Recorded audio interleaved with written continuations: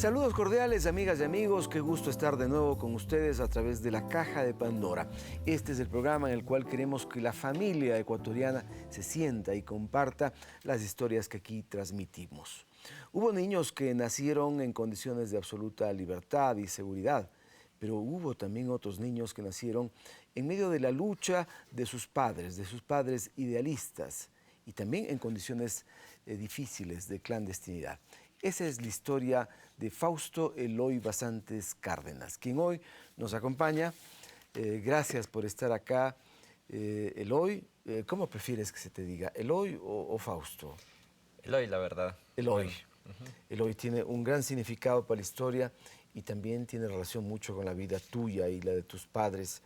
Durante la mayor parte del tiempo de tu vida esperaste que se reconociera finalmente, que el Estado reconociera que tus padres fueron Fausto, que murió, y tu madre Mireya Cárdenas. Hoy finalmente el Estado ha permitido aquello. ¿Cómo te sientes al término de esa lucha? Bueno, realmente esto fue un baño de orgullo, ¿no? Un baño de satisfacción el haber logrado este objetivo. Yo quisiera, o sea, ahí sí tal vez aclarar un poco el hecho de que mi papá no es que murió, sino que a él lo asesinaron. Así es. Lo asesinaron por seguir sus ideales, por una lucha social que él tenía, con la cual él estaba convencido y que luchó junto a muchos jóvenes. Tan convencido que te puso el nombre de ese luchador, ¿no? De Eloy Alfaro.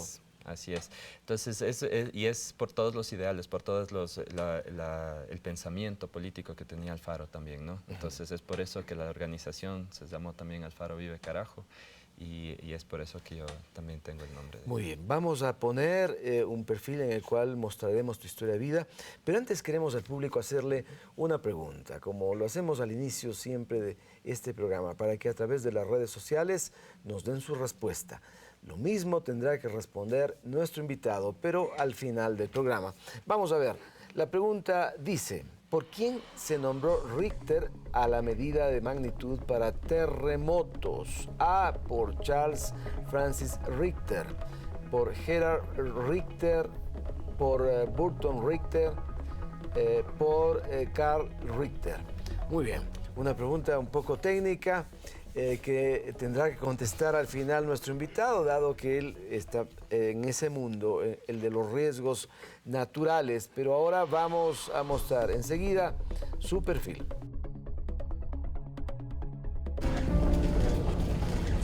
Mi nombre es Fausto Eloy Basantes Cárdenas y mi historia empieza desde antes que yo nazca, ¿no? Empieza desde que mis padres se conocen, en los años 83, cuando se conforma el grupo Alfaro Vive Carajo. Por una patria libre y un pueblo soberano.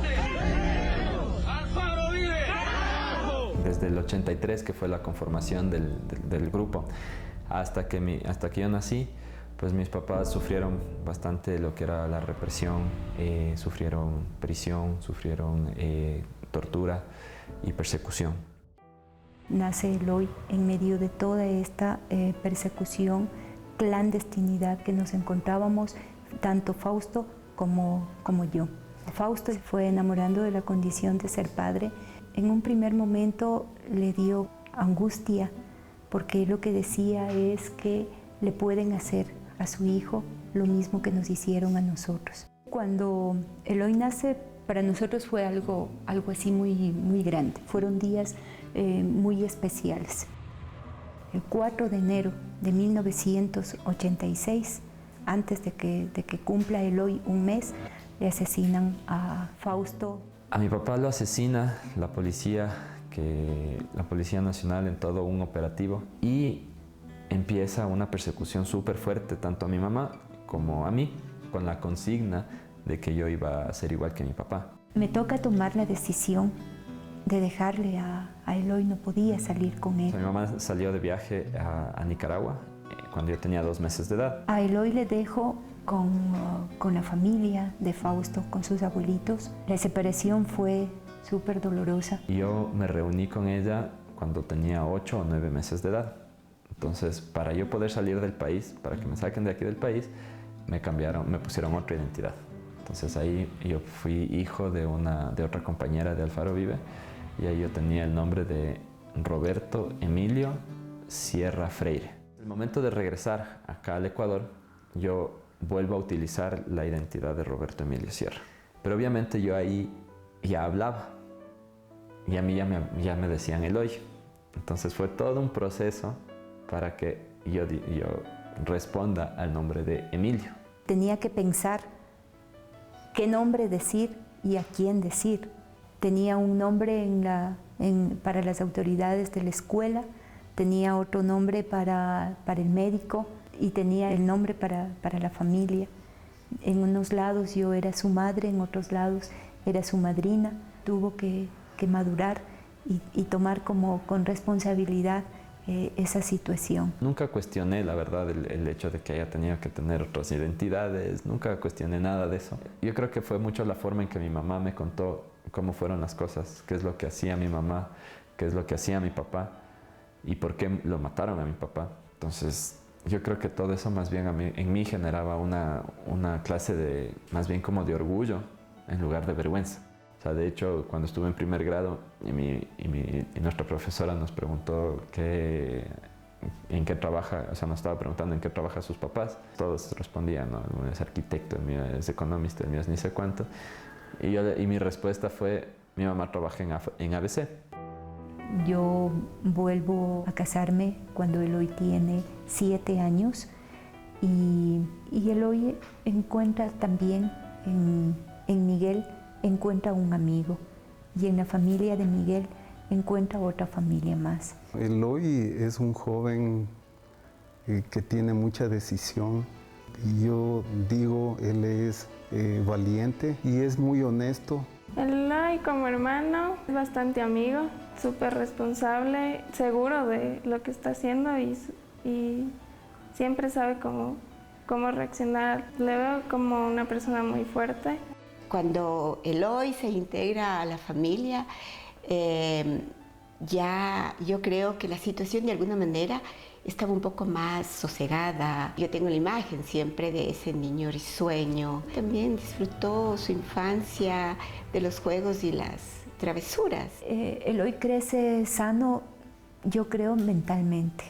Nunca pusimos odio en su corazón. Esta era una causa de amor. Su padre murió por amar a su pueblo. Me gusta mucho la parte comunitaria, me dedico a la gestión de riesgos. Es una profesión en la que tú puedes ayudar a mucha gente. En el 2003 creamos el Comité contra la Impunidad y empezamos con una campaña que se llama Recuperando la Memoria. Recuperar el nombre de las personas que habían participado en Alfaro Vive. Mi mamá viajó a Nicaragua y allá tiene un acercamiento a Rafael Correa. Entrega una carta donde se solicita la creación de una comisión de la verdad y donde empieza todo este proceso. Y en mayo de ese mismo año hace el decreto ejecutivo de la creación de la comisión de la verdad. Entonces para nosotros eso fue un triunfo realmente. Y luego de eso, la creación de la ley de víctimas por parte de la Asamblea. Y la recuperación o cuando le entregan la identidad verdadera de Eloy, donde le otorgamos el derecho de ser padre a Fausto y donde me otorgan también a mí el derecho de ser madre de Eloy y a él el derecho de ser hijo nuestro. Ahora sí es el Estado que reconoció mi verdadera identidad, que reconoció que por culpa de la represión de Estado que existía en la época en la que yo nací, a mí me tocó hacer eso. Y por eso es que yo no tengo que comprobar mi identidad, sino a mí me reconocen mi identidad. Le admiro mucho a mi mamá. Imaginarme a todo lo que ella estuvo expuesta y que mantenga esa forma de ser, ¿no? Eloy es alegre como Fausto, como su papá. Es muy responsable y es comprometido. Es como un pilar en nuestra familia. Allí está lo que dice tu mamá. Muy sentido lo que ella piensa. Veíamos en este perfil que cuando muere tu padre, la prensa titula "Muere terrorista", ¿no? O "Abatido terrorista". Con el tiempo, ¿qué opinas sobre esa visión que tuvo la prensa de la actividad de tu padre? La verdad es que, o sea, nosotros defendemos el hecho de que todas esas eran calumnias en contra de todo el grupo Alfaro Vive, que era un grupo que luchaba por una equidad social, o sea, tenían varias... era ese amor a la patria que ellos querían demostrar y demostrar que todos podíamos ser iguales y todos teníamos las mismas condiciones para poder salir adelante. Entonces, el que la prensa haya hecho esto, como siempre, o sea, ha sido manejada por los poderes del momento y el llamarlos terroristas, el llamarlos delincuentes, el llamarlos asaltantes, asesinos. Todo eso fue una manipulación de la prensa y manipulación del mismo gobierno para poder justificar todo lo que ellos estaban haciendo, ¿no? O sea, ellos estaban torturando, estaban asesinando, estaban desapareciendo gente. Entonces, en ese momento, el hecho de que la prensa haya estado diciendo esto era la justificación para que el gobierno pueda continuar sus... Tu padre, el momento en que es asesinado, tenía una función de comandante de uno de los estamentos de Alfaro Vive. Así es, esa es la... Sí, bueno, de hecho en la parte de la dirigencia de Alfaro Vive, mi papá era el segundo comandante, el primer comandante era Arturo Jarrín, mi papá estaba como segundo comandante y además estaba, el día en que lo asesinaron estaba, creo que era a una semana de salir para Colombia. Él iba a ir de comandante del grupo Ecuador hacia con el batallón América. Entonces él iba a estar dirigiendo todo el grupo de acá del Ecuador. Entonces, y a él realmente lo respetan mucho por eso, o sea, lo respetan por su liderazgo y por su carisma, por toda el trabajo social que él desarrolló a lo largo de su vida, ¿no? Que no fue tampoco tan larga, pero él desde muy joven empezó con un trabajo súper interesante. Él ganó algunos años el libro leído, él tenía fue dirigente del MIR, dirigente de la FESE, de la FEWE. Entonces, él tuvo una trayectoria política desde que fue muy joven, ¿no? ¿Cuántos jóvenes murieron en ese tiempo víctimas de la represión? Bueno, ahorita como casos de la Comisión de la Verdad me parece que están como 46 asesinados. Posiblemente haya más. O sea, de hecho, nosotros creemos que hay más porque en el informe de la Comisión de la Verdad no se acercaron todas las personas que debían haberse acercado. Tal vez por el temor o la falta de... O sea, porque no estaban de acuerdo con el gobierno, posiblemente, ¿no? Entonces, pero ahora se están acercando más personas, porque no, o sea, las víctimas no solamente fueron los asesinados, sino también los torturados, los desaparecidos, también fueron ¿Hay una detenidos. cuantificación de cuántos fueron los torturados? Sí hay, pero yo no tengo No el tienes dato. no tienes la información. Ajá, sí, me parece que igual en cuanto a los casos de la Comisión de la Verdad son alrededor de 156 y que eso representa a más de 400 víctimas. Entonces, y esto, pero, o sea, desgregado en cuáles fueron los crímenes de parte del Estado, no tengo el dato. Muy bien, vamos a hacer una pausa brevísima. Eloy, estamos con Eloy Basantes Cárdenas. Este chico que años después, casi 30 años después, de nuevo tiene la posibilidad, o por primera vez tiene la posibilidad de contar con su identidad completa. Venimos, no se vayan.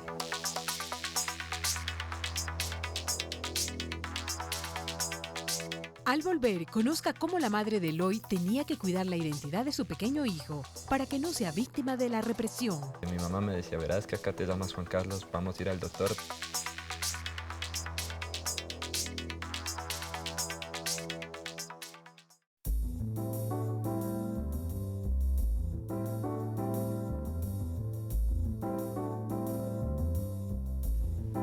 El milagro de vivir no tiene palabras para entenderlo, para descifrarlo, pero ese milagro en tu caso fue complejo, ¿no? Naciste en la clandestinidad. ¿Dónde naciste?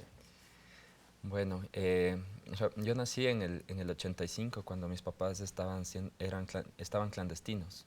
Entonces yo nací en un consultorio médico de un doctor que era allegado a mi papá.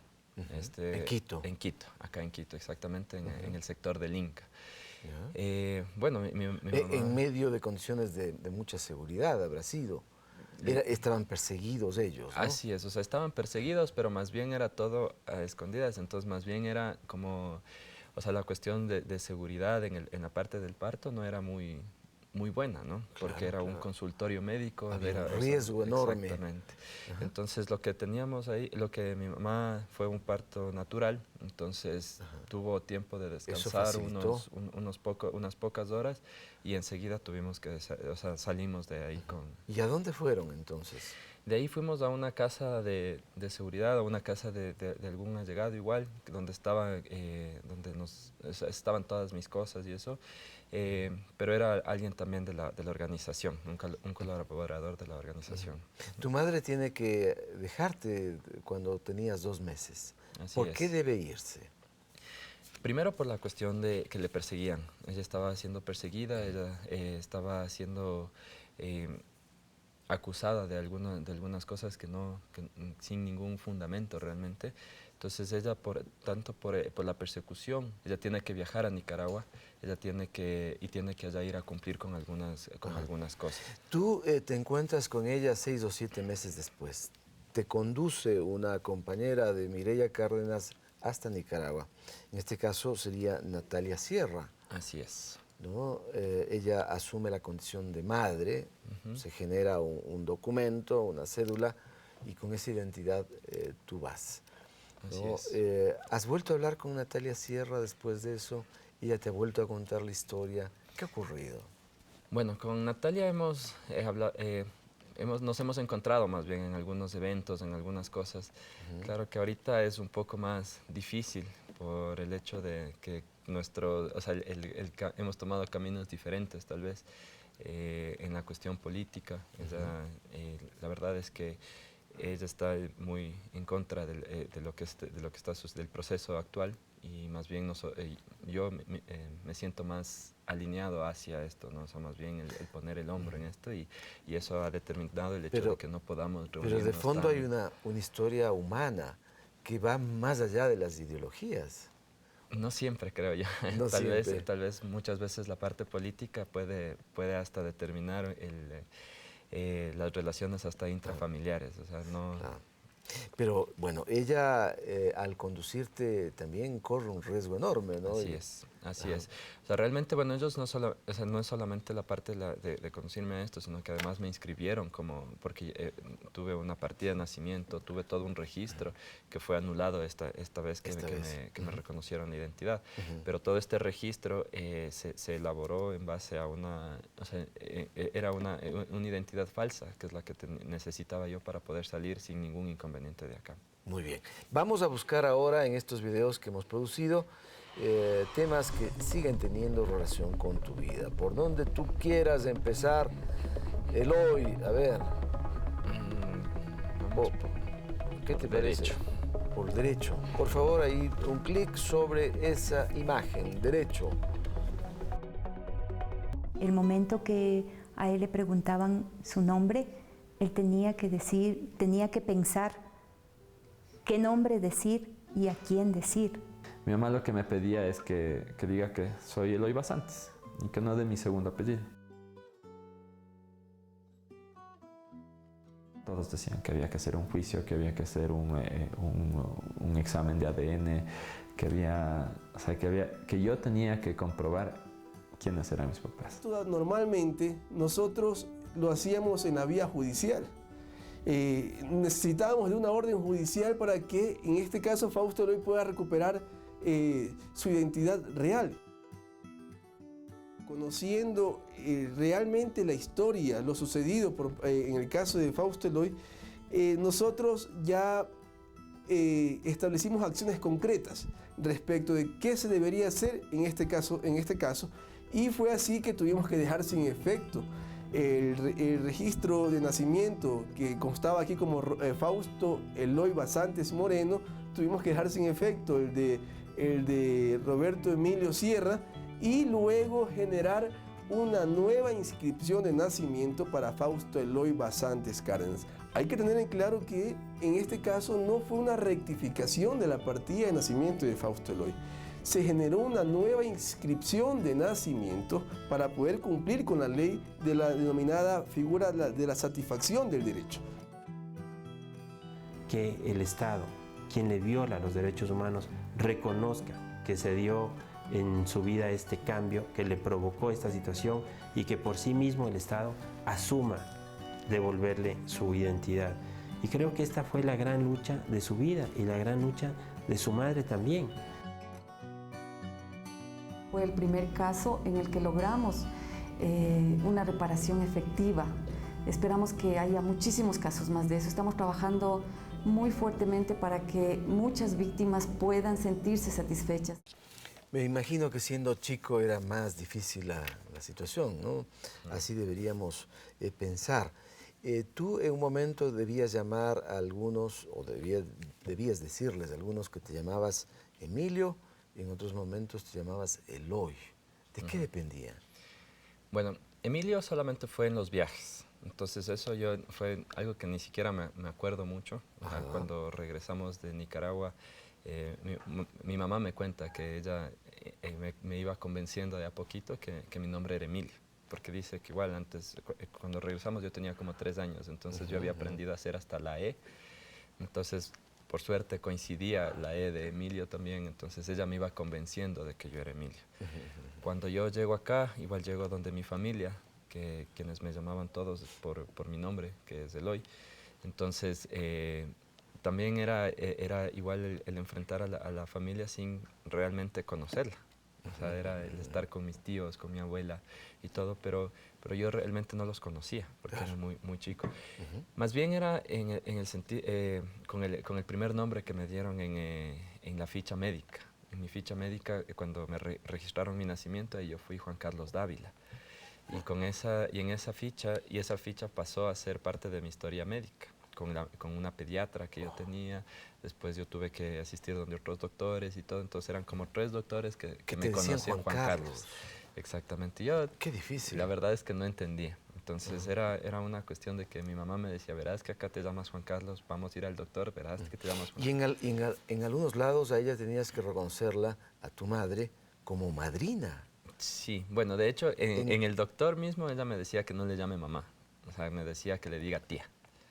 Y después, ya últimamente, más bien en la actualidad, cuando he hecho algunos trámites y eso, y me han pedido que ponga algún contacto, alguna referencia, yo le he puesto a mi mamá casi siempre, pero cuando me piden el parentesco, yo digo que es mi madrina.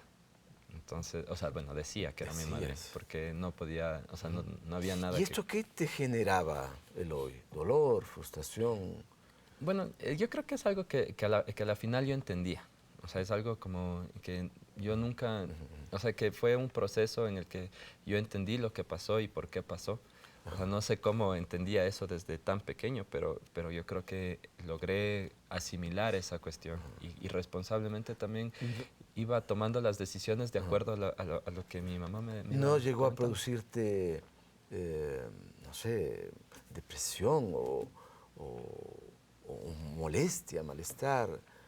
La verdad es que no. No, o sea, yo afrontaste con mucha madurez. La verdad es que para mí, o sea, el hecho de simplemente saber quiénes eran mis padres, eso me llena de orgullo. Entonces, veíamos en el perfil que tú llegas a concebir a tu padre más o menos como un héroe, ¿no? Sí. Los niños suelen encontrar en los dibujos animados héroes. Tú encontraste en tu padre. Sí. ¿No? ¿Y eso te llevó a pretender emular su postura frente a la vida, la postura de tu padre? La verdad, no sé. O sea, yo creo que el primero tomarlo a mi padre como un héroe es el hecho de cómo se me contó la historia, ¿no? De cómo mi mamá me dijo cómo era mi papá. Y después el conocer a tanta gente que le conoció y que ahora me regresa ese cariño que él sembró. Entonces yo creo que realmente sí fue un héroe, o sea, sí fue una persona que, para mí un héroe es la persona que muere haciendo lo que le gusta, luchando por sus ideales, y eso fue mi papá. Entonces yo creo que ahora, bueno, hoy en día yo tengo mi trayectoria también, yo me dedico a mis cosas. No creo que estoy emulando la forma de vida de mi papá. Tal vez sí, sí quisiera, o sea, sí tengo los mismos principios, el decir y hacer, el ser coherente con lo que uno dice y con lo que uno hace. Creo que eso era una de las cualidades más grandes de todos los Alfaro Vives, ¿no? Entonces, y mi papá, siendo líder de eso, pues era uno de los más coherentes en la organización. Muy bien, vamos a una pausa brevísima, volvemos enseguida con Eloy Basantes Cárdenas. Nos cuenta su historia de vida, este niño que nació en la clandestinidad porque sus padres luchaban por ideales. Ya venimos.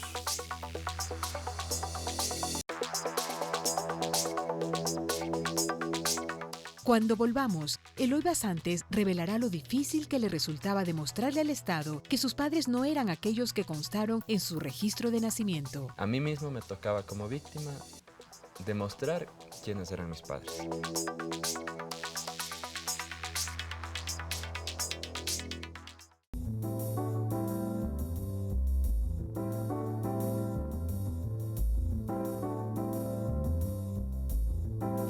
¿Usted se imagina lo que le significaría tener que pedirle al Estado que reconozca sus verdaderos nombres porque condiciones difíciles le impidieron que eso así fuera desde el principio?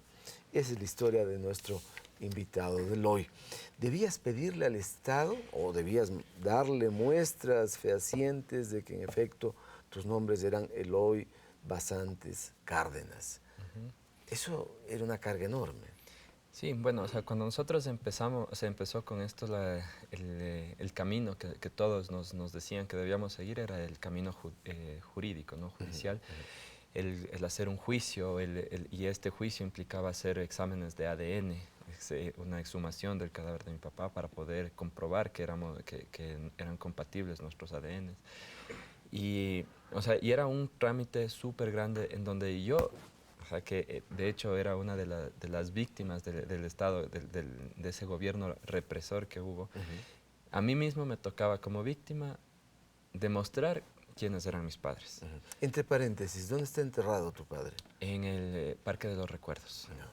Entonces, a partir de todo esto, de la Comisión de la Verdad, después del informe, de la Ley de Víctimas y después el convenio que se construyó entre el Registro Civil y la Defensoría del Pueblo, ahí existe la facilidad de que el reconocimiento de mis nombres sea por una vía administrativa. Entonces, de acuerdo a un informe de la Defensoría del Pueblo, y de acuerdo a todas las conclusiones que hubo en el informe de la Comisión de la Verdad, ahí se elaboró un informe técnico, y esto permite que el Registro Civil simplemente cambie administrativamente mis nombres, anulando la identidad anterior, anulando la identidad de Emilio Sierra. Ahora, en todo registro universitario, en el sistema de salud, están ya tus nombres verdaderos y completos. En algunos tengo que irlos cambiando. He visto, por ejemplo, en entidades como el IES se ha cambiado automáticamente, pero en otras yo tengo que ir cambiando de acuerdo a mi necesidad, diría yo, ¿no? Porque, por ejemplo, ahorita en las cuentas de bancos tengo que cambiar porque si no, no coincidiría mi nombre de contrato con mi nombre de la cuenta de banco, cosas así, ¿no? Entonces, de ahí mi título de universitario, ese también tengo que hacer el trámite para cambiarlo, pero... Por cierto, ¿cuál es tu título universitario? No lo hemos dicho al público todavía. Bueno, yo tengo de tercer nivel, soy ingeniero de sonido y acústica. Después hice una maestría en riesgos naturales y desastres. ¿Por qué ingeniero en sonidos y acústica? ¿Cuál fue lo que te motivó? ¿Qué es lo que te llevó a esto? Bueno, a mí la verdad es que me gusta mucho la ingeniería, me gustan mucho las matemáticas y eso, entonces yo por eso estaba buscando tal vez una ingeniería, pero el momento en que yo entré a esta carrera había la visión de que cuando yo la acabara iba a existir mucho trabajo, mucha demanda de ingenieros de sonido. Entonces mi idea era crear una empresa de producción de eventos o algo así. Y pero no tanto por el gusto al sonido, por el gusto a esto, sino más bien porque con esos recursos yo quería financiar un trabajo comunitario.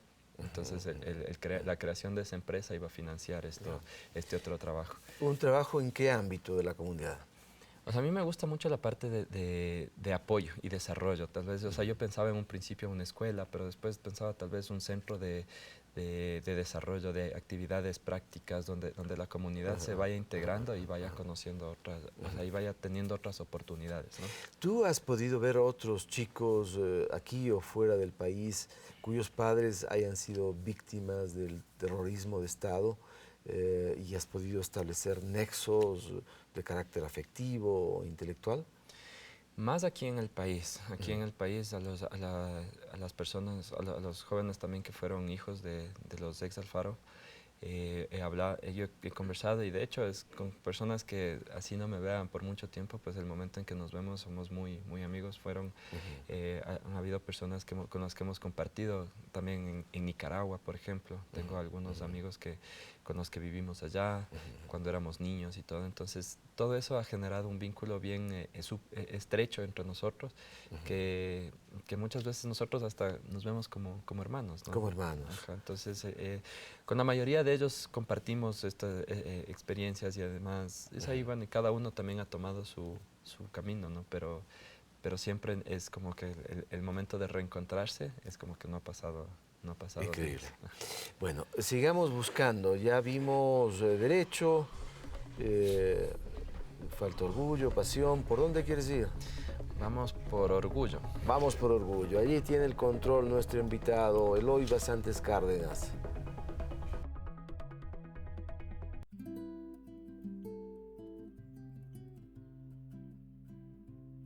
En 1983 nace la organización Alfaro Vive Carajo.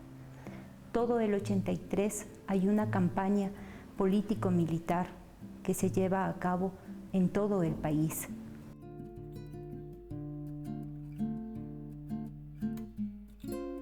La persecución ya era tenaz, había avanzado la actividad político-militar de Alfaro Vive Carajo acá en el país. Había mucha expectativa por parte del pueblo. En octubre del 83 nos detienen en Esmeraldas a 17 compañeros y compañeras. Fausto estaba al mando de esta columna y yo era integrante también de esta escuela.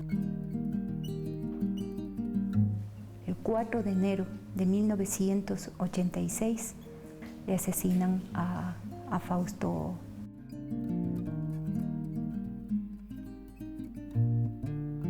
Nosotros, los luchadores, debemos sentir lo que siente nuestro pueblo y debemos estar en esto absolutamente con todo lo que somos.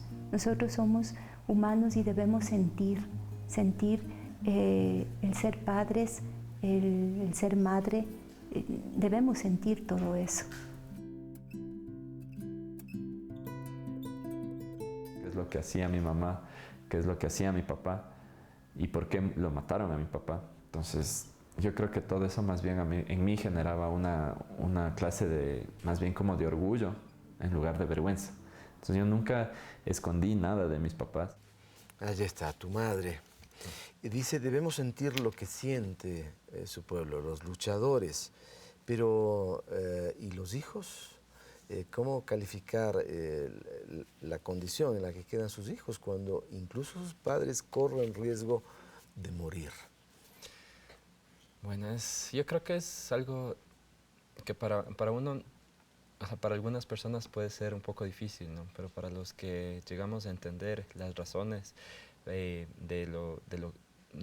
por qué se hizo todo lo que se hizo, ¿no? Cuando se llega a entender el contexto en el que sucedió toda esa lucha social de mis padres, pues para mí es un riesgo que tal vez vale la pena. O sea, es un riesgo que el Ecuador, que nuestro país se merece, y es esta cuestión de luchar por estos ideales, ¿no? Mi papá fue un líder social, fue una persona muy, muy coherente en su accionar y en su decir. Y la verdad es que luchaba por un Ecuador mejor, o sea, porque veía toda la desigualdad que existía, porque veía toda la corrupción que existía aquí en el país. Y tal vez sigue existiendo, ¿no? Pero hoy en día el contexto es totalmente diferente y por eso el hecho de que se hayan levantado en armas, de que se haya tomado algunas acciones de carácter político-militar, tiene su razón de ser, ¿no? Te quedas huérfano huérfano de padre, apenas tenías un mes de edad. Y si habrías quedado también huérfano de madre, cosa que no ocurrió, felizmente no fue así. Pero si hubiera sido así, igual estarías satisfecho de que los dos hayan luchado y hayan perdido la vida por sus ideales. Pues tal vez en este punto te podría decir que sí, porque al final, o sea, yo creo que sí es un proceso el entender todo eso, ¿no? O sea, tal vez en la infancia y eso hubiera sido mucho más difícil, pero hoy, o sea, ahorita, el proceso que he tenido me ha llevado a entender todas estas cosas, ¿no? Entender las razones por las cuales pasan. Y saber que, por ejemplo, el hecho de que en mi caso haya sido por un ideal, haya sido por una razón justa, me lleva, yo creo que es mucho mejor, por ejemplo, cuando unos padres mueren en un accidente o mueren en circunstancias que son mucho más banales, donde no es siguiendo sus ideales. O sea, yo creo que cuando uno muere haciéndolo y lo que uno cree es por sus ideales, luchando por sus ideales. O sea, la verdad es una vida digna y es una vida muy, muy llena, muy completa. En un momento de tu historia llegas a decirle a la maestra cuando preguntan, ¿no? ¿Y a qué se dedican sus padres? Tú le dices, mi madre trabaja en ABC. ¿No? ¿Cómo reacciona la maestra?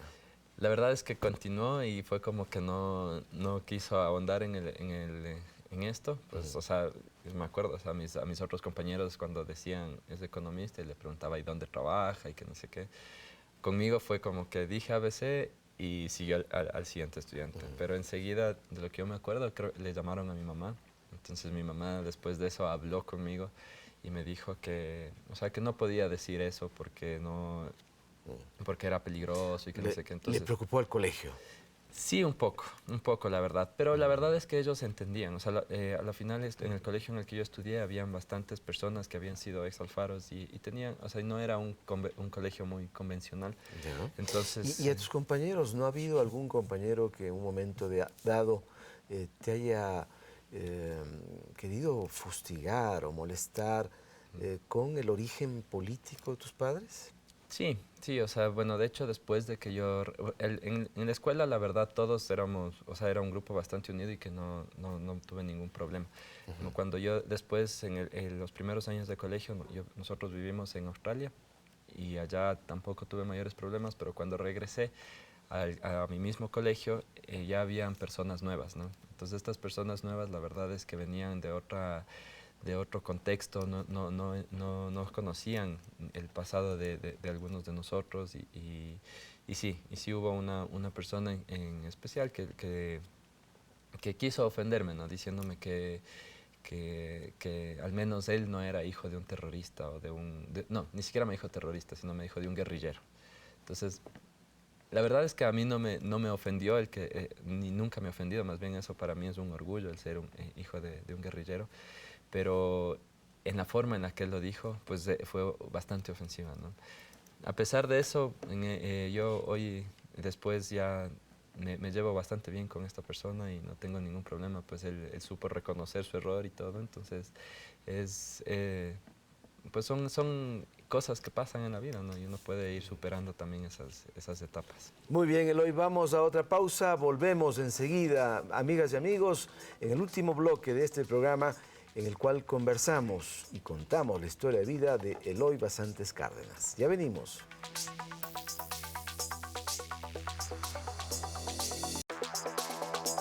En el último bloque del programa, ve el encuentro afectivo de Fausto Basantes y de su madre Mireya Cárdenas. Realmente una madre no hace las cosas sin pedir absolutamente ni esperar absolutamente nada.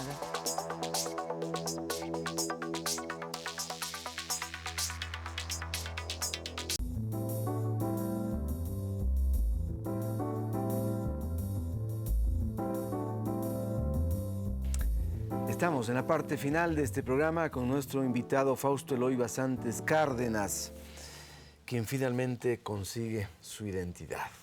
Su identidad. En el futuro, ¿cómo crees que va a ser tu vida a partir de este suceso tan importante? Bueno, ahorita la verdad es que en este futuro cercano es un poco, todavía existe esa confusión, ¿no? O sea, todavía me suena raro que me digan Fausto Eloy Basantes Cárdenas, hasta en los mismos trámites y en esas cosas me suena raro, ¿no?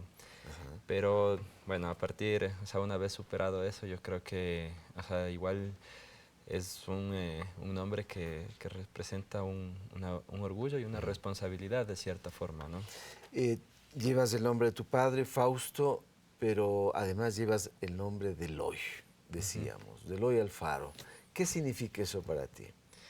Chuta, es una cuestión de una reivindicación social, me parece, ¿no? O sea, una cuestión de que uno tiene que seguir por ese camino del trabajo social, de la lucha por el mismo pueblo, ¿no? Entonces, tal vez desde por diferentes caminos, de diferentes formas, pero uno siempre está dispuesto a eso y es lo que creo que es lo que trae también el ser hijo de mis dos padres y el tener este nombre. ¿Y te has dedicado a estudiar la figura de Alfaro?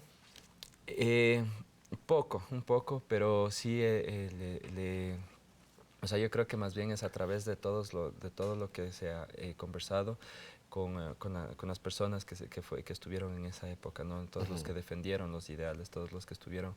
Es por ahí que yo he ido conociendo esta figura y pues por ahí también es que voy a seguir en esa misma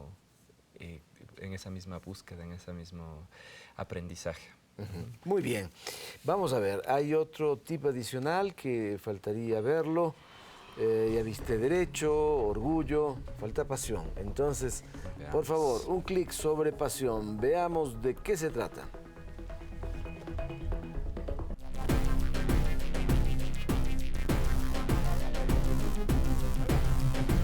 El rugby para mí es una pasión. Es una pasión porque es un estilo de vida. Para mí el rugby es disciplina, pasión y respeto.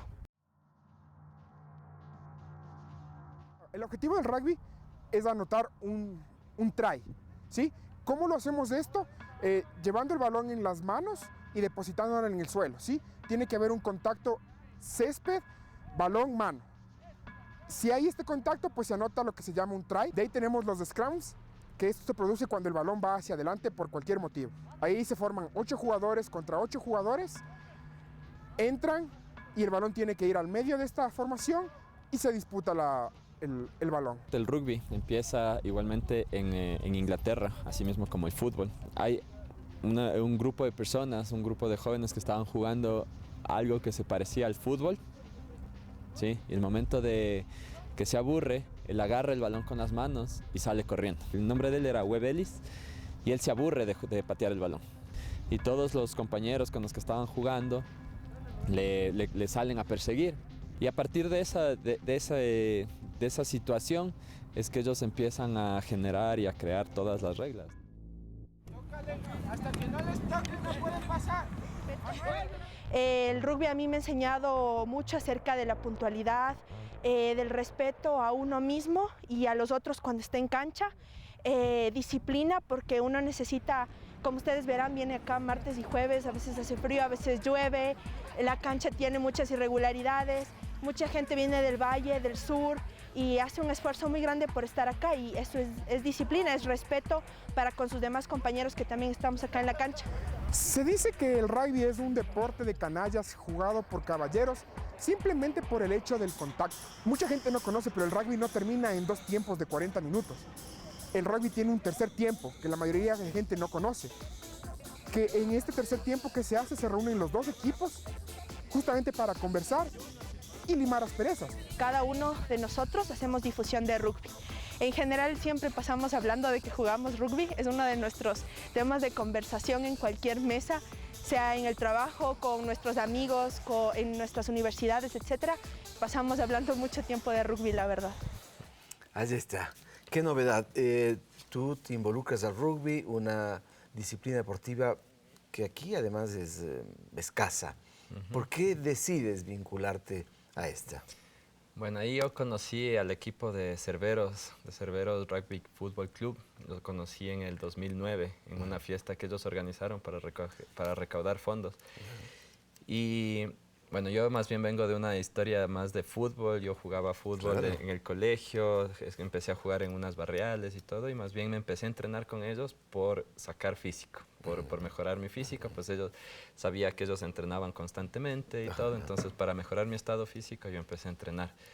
Pero una vez en la cancha uno se da cuenta y comienza a compartir ya toda esta cultura que es el rugby, o sea, compartir todos los valores y todo con los diferentes, con todos los jugadores, y pues ahí es cuando uno se va medio enamorando de esta disciplina. Me encanta esto de que el rugby tenga un tercer tiempo, ¿no? Para conversar y limar asperezas. ¿Cómo es ese ejercicio? ¿Qué es lo que conversan? ¿Qué es lo que deciden? Bueno, como es un deporte de mucho contacto, la verdad, siempre hay bastante roces, muchas veces hasta uno se altera y todo con la gente, pero lo que nosotros siempre vamos diciendo es que lo que pasó en la cancha, pues se queda en la cancha, ¿no? Entonces, si fuera de ella, lo que conversamos es muchas veces pedimos disculpas por una mala reacción o cosas así, después hasta felicitamos si es que por alguna jugada. Entonces, siempre se conversa de lo que pasó, de lo que sucedió dentro de la cancha, y así la verdad es que en la comunidad del rugby más se tiene amigos, por más rivales que sean dentro de la cancha. Nosotros seguimos teniendo amigos y no enemigos, ¿no? Qué bien. ¿Qué decirle a tu mamá que probablemente va a ver el programa? Bueno, pues para mí es un orgullo ser hijo de mi mamá, ¿no? El saber su historia, el saber que ella estuvo dispuesta igual a dar su vida por sus ideales. Yo a ella también le agradezco todo lo que hizo por mí, cómo luchó toda su vida, cómo me cuidó desde siempre, ¿no? Y no permitió que nada me sucediera, y tomó muchas decisiones en cuanto o sea, para mantener mi seguridad. Tuvo que hacer muchas cosas, pero pues yo ese agradecimiento con ella, ¿no? Y aún te sigue dando ternura, supongo. Las madres son infinitas en eso. Así es. La verdad es que mi mamá es única. O sea, yo la veo como o sea, también ella es una figura a seguir, ¿no? Es una persona que se ha mantenido íntegra, que se ha mantenido, que mantiene su ternura a pesar de todo lo que ella vivió también, ¿no? Vivió en su tortura. ¿Y tú qué quisieras darle a esta mujer que, por cierto, como tú recuerdas, pues sufrió tanto porque fue torturada terriblemente varios días? La verdad es que o sea, mi mamá lo que quisiera es que tenga tranquilidad, ¿no? O sea, y espacios para que ella pueda seguir luchando por todo lo que ella cree. La verdad es que con toda la gente que a ella le conoce, con la gente que ha trabajado con ella, tiene esa satisfacción del haber estado trabajar al lado de mi mamá, ¿no? Entonces es buscar esa tranquilidad, buscar esa fuerza que ella tiene, ¿no? Para seguir ahí. Y ahí está tu madre, Qué bueno que se encuentren y has escuchado todo lo que él dice de ti. Sí, realmente una madre no hace las cosas sin pedir absolutamente ni esperar absolutamente nada. Los hijos no tienen que agradecer. Los hijos simplemente hay que darse, hay que entregarse, y hay que dar mucho amor. Y ahora lleva también tu apellido, como debe ser. Sí, ¿no? sí. Ese es un bello regalo también de la vida, ¿no? Así es. Y doy gracias, yo sí doy gracias al universo. Realmente nos ha dado la oportunidad de vivir esto. Hemos tenido que vivir muchas cosas, quedamos vivos con responsabilidades, pero también para vivir estas cosas bonitas y el poder sentir que le entregamos a Fausto su derecho de ser padre y mi derecho de ser madre de Eloy. Me siento yo muy orgullosa de él. Siempre ha sido un amigo, siempre ha sido un soporte y me siento muy orgullosa realmente. Qué bien, qué bien.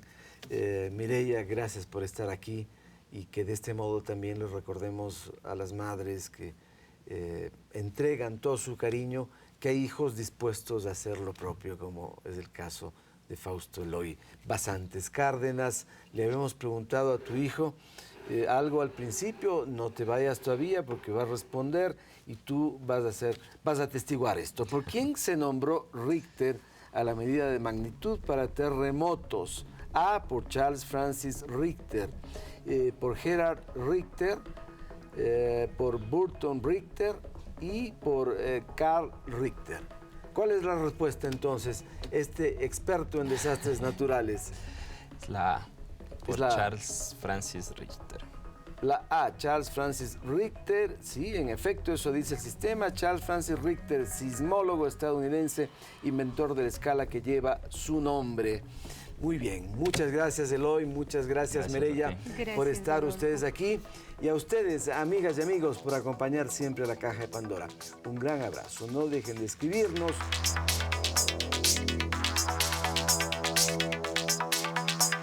Felicitaciones al excelente programa La Caja de Pandora y a su gran conductor. Soy Andrade.